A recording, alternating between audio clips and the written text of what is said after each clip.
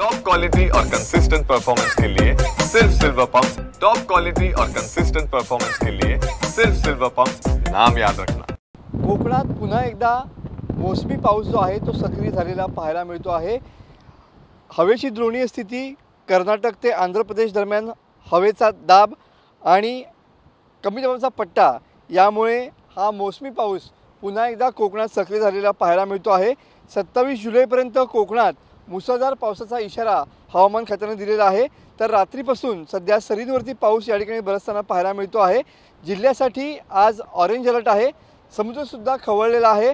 अमावास्येच्या पर्यंत समुद्राला मोठं उधाण या ठिकाणी असेल असा अंदाज देखील वर्तवण्यात येतो आहे। तुम्ही बघू शकता की सध्या अरबी समुद्रावरची सध्या परिस्थिती काय आहे। आपण याच सध्या भगवती किल्ला या परिसरामध्ये आहोत आणि समुद्र देखील पूर्णपणे खवळलेला आहे।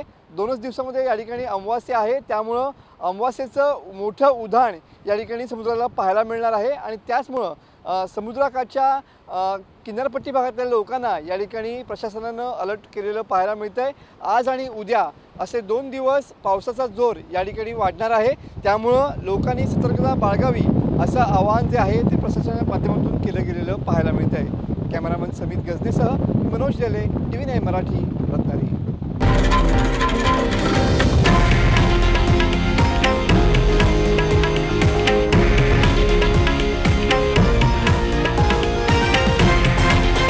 हे आहे देशातील नंबर 1 न्यूज नेटवर्क आणि आपण पाहत आहात TV9 मराठी, एकमेव।